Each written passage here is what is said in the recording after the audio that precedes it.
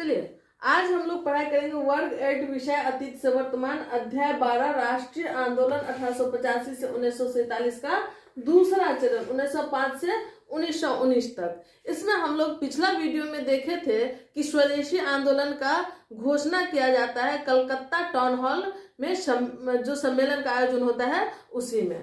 तो आगे बढ़ते हुए देखेंगे इसको कि 1906 ईस्वी में कलकत्ता अधिवेशन का आयोजन होता है कलकत्ता में, जिसकी अध्यक्षता किया जाता है दादा भाई नौरोजी के द्वारा।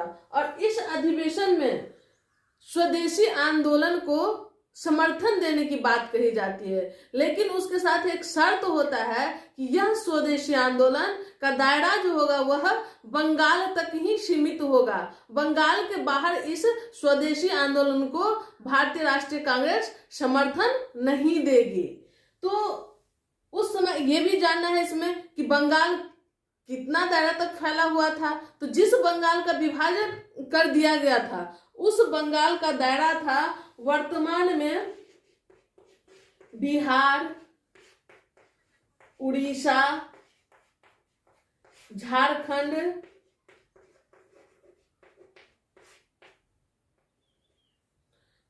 पश्चिम बंगाल,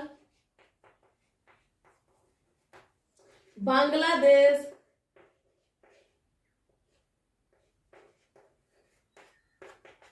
और असम तक।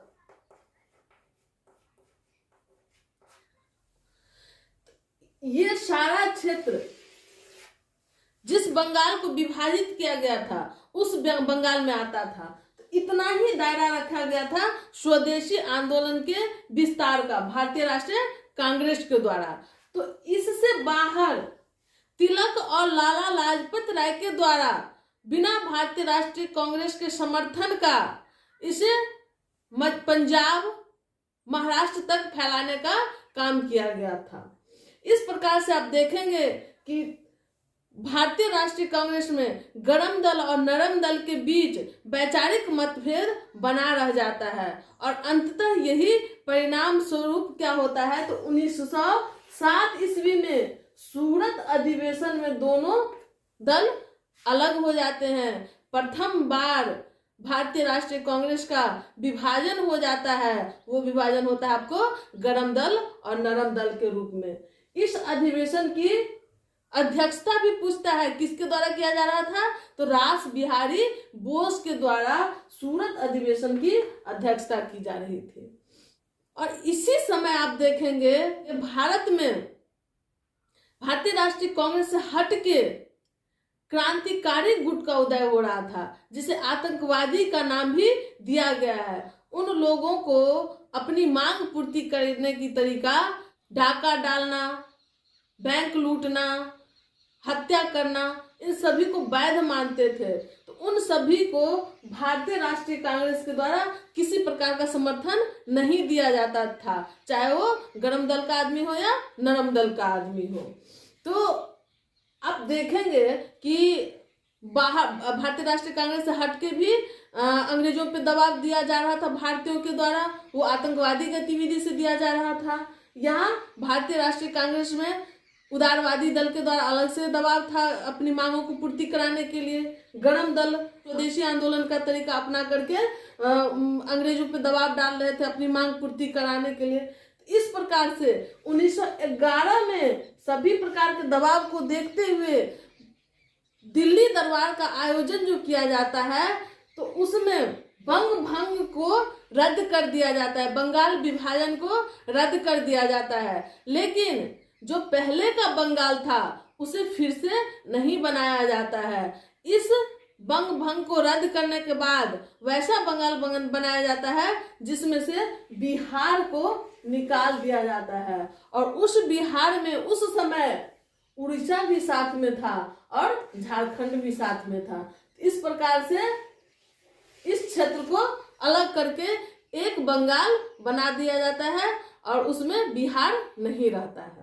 आगे देखते हैं हम लोग 1916 ईस्वी में लखनऊ अधिवेशन होता है और इस अधिवेशन की अध्यक्षता किया जाता है अंबिका चरण मजूमदार के द्वारा।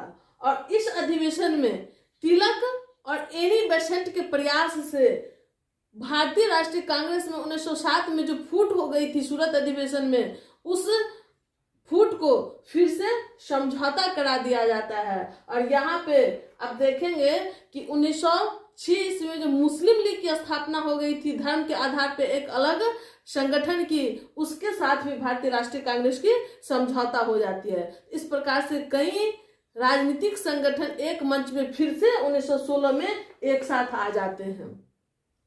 और 1916 में ही भारत में होम रूल आंदोलन की शुरुआत किया जाता है एनी बेसेंट और तिलक के द्वारा। तिलक के द्वारा सबसे पहले होम रूल आंदोलन की शुरुआत की जाती है और वो अप्रैल 1916 में बेलगांव से किया जाता है।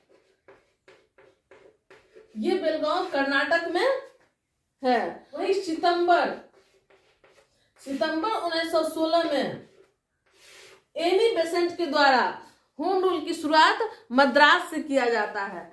पूछता है कि क्योंकि एक ही विचारधारा के ये दोनों व्यक्ति थे और दोनों एक साथ काम करने वाले व्यक्ति थे, लेकिन दोनों की होम रूल की शुरुआत अलग अलग हुई थी। तो पूछते आगे चल करके क्या होम रूल जो तिलक के द्वारा शुरू किया गया था और एनी बेसेंट के द्वारा शुरू किया गया था वो एक हो जाता है? नहीं, ये कभी एक नहीं होता है, लेकिन दोनों एक दूसरे को सपोर्ट करके काम करते हैं, आगे बढ़ते हैं।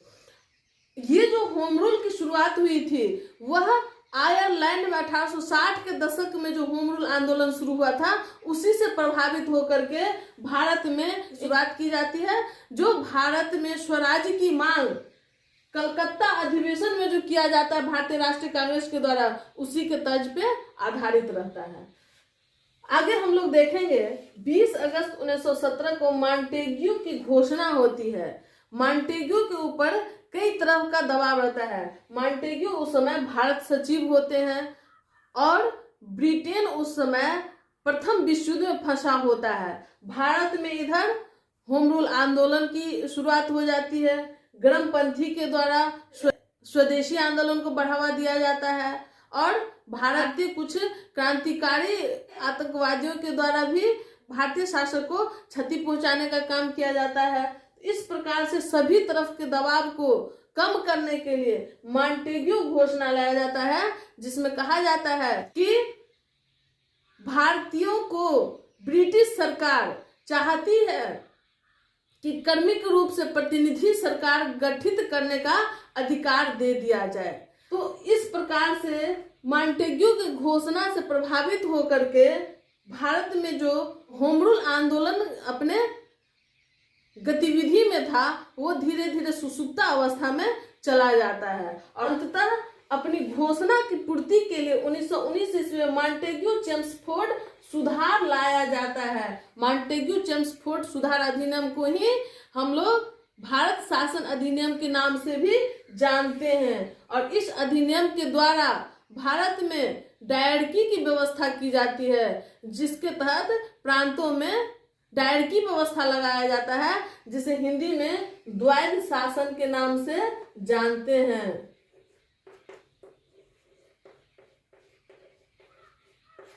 और फिर से भारतीय एक बार अपने आप को ठगा हुआ महसूस करते हैं। इस प्रकार से द्वितीय चरण की घटनाक्रम समाप्त होती है। अब हम लोग आगे जो पढ़ेंगे अंतिम चरण के बारे में, उसमें पढ़ेंगे गांधी युग के बारे में। धन्यवाद।